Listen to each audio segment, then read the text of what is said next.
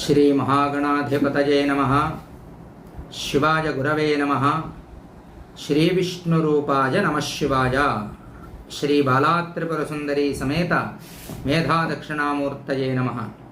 ఈ రోజున అహంకారమునకు తగిన ప్రాయశ్చిత్తము అనేటువంటి పరమార్థ కథ తెలియజేస్తున్నాను.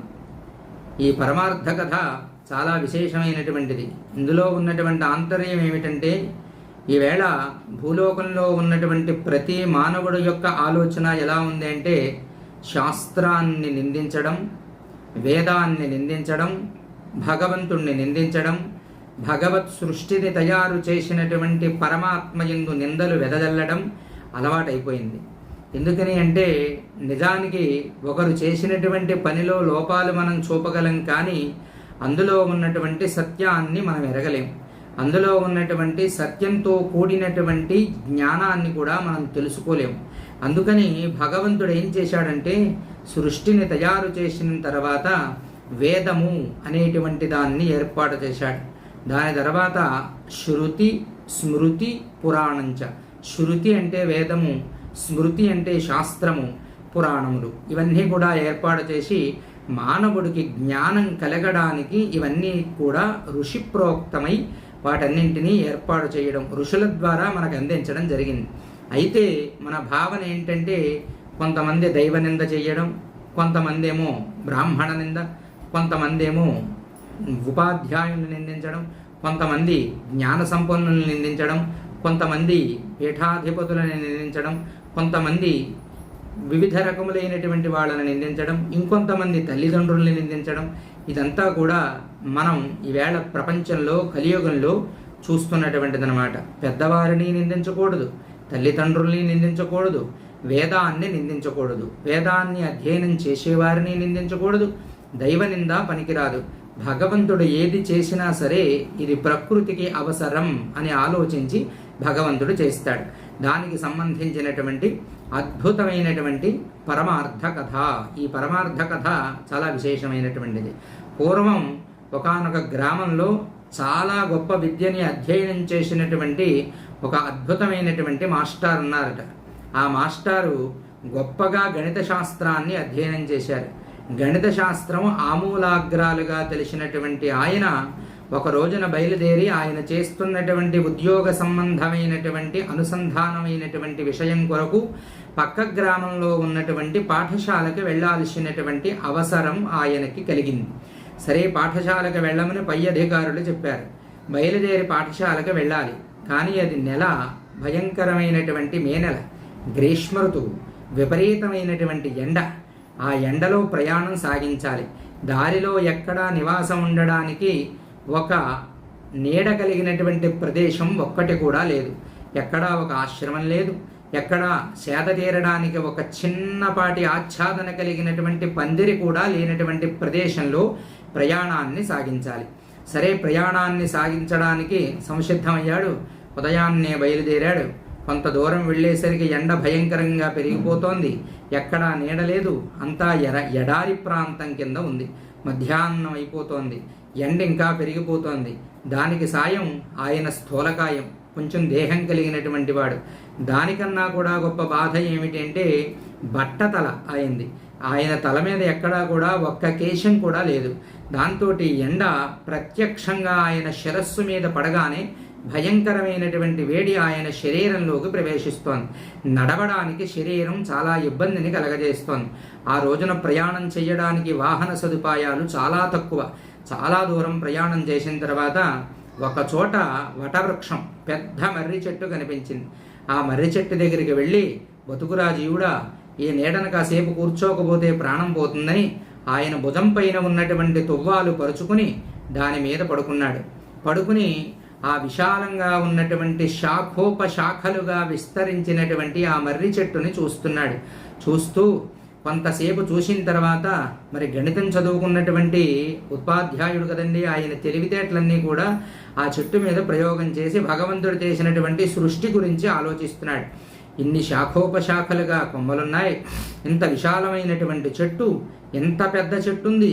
భగవంతుడు నిజంగా తెలివి కలిగే ఈ సృష్టిని తయారు చేశాడా, లేక తెలివి లేకుండా ఈ సృష్టిని తయారు చేశాడా ఆయనకు అసలు ఈ సృష్టిని తయారు చేయడంలో కావలసినటువంటి ఆలోచన ఆయనకుందా, అసలు ఆయన నిష్పత్తి అనేటువంటి దాని గురించి తెలిసే ఈ సృష్టిని తయారు చేశాడా అని ఆలోచించారటండి. ఆలోచించి ఆయన ఏమనుకున్నాడంటే, ఇంత పెద్దది, ఇంత విశాలమైనటువంటిది, ఇన్ని కొమ్మలు కలిగినటువంటి ఈ చెట్టుకి చిన్న చిన్న మర్రికాయల్ని ఏర్పాటు చేశాడు. అలాగే నేల మీద పాకుతున్నటువంటి గుమ్మిడి పాదు చూస్తే సన్నగా ఉంది. అలా సన్నగా ఉన్నటువంటి గుమ్మిడి పాదుకి పెద్ద పెద్ద పళ్ళను ఏర్పాటు చేశాడు. గుమ్మిడి పళ్ళను ఎంత అమాయకుడు భగవంతుడు, సృష్టి తయారు చేయడం చేతకాక ఈ విధంగా చేశాడు. గణిత శాస్త్రం అధ్యయనం చెయ్యలేకపోవడం వల్లేమో అనేటువంటి భావన కూడా ఆయనకి కలిగిందిట. ఆ తర్వాత కొంతసేపు అయిన తర్వాత ఆయన సేద తీరాడు, లేచి కూర్చున్నాడు. కూర్చున్న తర్వాత ఆ చెట్టు చివరి కొమ్మ మీద ఉన్నటువంటి ఒక మర్రి పండు, ఆ మర్రి చెట్టునున్నటువంటి ఒక కాయ అక్కడి నుంచి ఊడి వేగంగా వచ్చి ఈయన బట్ట తల మీద పడి దాని ముచ్చిక తగిలి తల మీద చీరుకుంది. చీరుకునేసరికి బాధపడ్డాడు. చాలా గట్టిగా తగిలిన దెబ్బ ఎక్కడో పైనుంచి వచ్చి తల మీద పడింది. గట్టిగా దెబ్బ తగలడంతో తలంతా ఒక్కసారి ఆ తువ్వాలతోటి అద్దుకుని నీళ్లతోటి కడుక్కుని చాలా గట్టిగా తగిలింది. అయ్య బాబోయ్, ఇంత చిన్న కాయ నెత్తి మీద పడినట్లయితేనే ప్రాణం పోయినంత పని అయింది. నిజంగా ఇదే ఓ గుమ్మిడి పండు లాంటి కాయ ఈ చెట్టుకు కాస్తే బాగుండనుకున్నాను. అలాంటి కాయ గనక ఊడి నా నెత్తి మీద పడున్నట్లయితే నేను ఇక్కడే ఈ శరీరంలో ఉన్నటువంటి పక్షి నన్ను విడిచిపెట్టి వెళ్ళిపోవును, ప్రాణం పోయేంత పనవును అని భయపడ్డాడు. భయపడప్పుడు ఆలోచించాడు, గణిత శాస్త్రం చదువుకున్నటువంటి నేను తెలివైన వాడిని కాదు, సృష్టిని తయారు చేసినటువంటి భగవంతుడు తెలివైనటువంటి వాడు. ఎందుకని అంటే నేల మీద పాకుతున్నటువంటి పాదు ఎవ్వరికీ కూడా నీడని ఇవ్వదు. అలాగే నేల మీద పాకుతున్నటువంటి పాదునున్నటువంటి కాయలు ఎంత పెద్దవైనా కూడా ఎవరి నెత్తి మీద పడేటువంటి అవకాశం ఉండదు. అయితే ఇంత శాఖోపశాఖలుగా విస్తరించినటువంటి ఈ మర్రి చెట్టు, దీనికి మనం పెద్ద పెద్ద కాయలు, భగవంతుడు 100 టన్నుల బరువున్నటువంటి కాయ కూడా ఈ చెట్టుకు కాయొచ్చు అనే భావన నాకు కలిగింది. నిజంగా అంత పెద్ద కాయలు కనుక ఈ చెట్టుని కాస్తే ఇలాంటి చెట్టు కింద సేద తీరడానికి వచ్చినటువంటి మానవులు, పశువులు అన్నీ కూడా అవి నెత్తి మీద పడగానే వాటి యొక్క ప్రాణాన్ని విడిచిపెట్టేస్తాయి. భగవంతుడు చాలా తెలివైనటువంటి వాడు. విశాలమైనటువంటి నీడని ఇచ్చేటువంటి చెట్లకి ప్రమాదం లేనటువంటి ఫలాలని ఏర్పాటు చేశాడు. అలాగే నీడని ఇవ్వలేనటువంటి పాదులకి విశాలమైనటువంటి పెద్ద పెద్ద ఫలాలను ఏర్పాటు చేశాడు. భగవంతుడు కన్నా గొప్ప సృష్టి కలిగినటువంటి వాడు భూమి మీద ఎవ్వడు లేడు. మహానుభావుడు. ఆయన్ని నిందించడం నేను చేసినటువంటి మహోపరాధం. ఈ మహాపరాధాన్ని క్షమించమని భగవంతుణ్ణి ప్రార్థన చేశాడు. కావున ఎవరైతే గర్వముతోటి, అంటే ఈ గర్వం ఎలా ఉంటుందంటే, విద్య వల్ల ఒక మానవుడికి గర్వం, ధనం వల్ల ఒక మానవుడికి గర్వం, సౌందర్యం వల్ల ఒక మానవుడికి గర్వం, పరాక్రమం వల్ల ఒక మానవుడికి గర్వం. ఇవన్నీ కూడా ఒక్కొక్కటే ఒక్కో విధమైనటువంటి గర్వములు అన్నమాట. ఎన్నున్నప్పటికీ కూడా భగవంతుడు ఒక్కసారి కళ్ళు తెరిచి చూశాడు అంటే నీ దగ్గర ఏమున్నా కూడా అన్నీ హరించుకుని వెళ్ళిపోతాయి. అందుకని చెప్పి భగవంతుణ్ణి నమ్మడం, భగవంతుడు చేసినటువంటి ప్రతి పని కూడా మానవులకి, జీవులకి ఉపయుక్తమైనటువంటిది. కేవలం మానవుల్ని మాత్రమే ఆయన దృష్టిలో పెట్టుకుని సృష్టిని తయారు చేయడు. సమస్త కోటి జీవరాశులు కూడా సుఖంగా జీవించడానికి కావలసినటువంటి ప్రకృతిని భగవంతుడు ఏర్పాటు చేస్తాడు. అలా ఏర్పాటు చేసినటువంటి ఈ ప్రకృతి చాలా గొప్పది.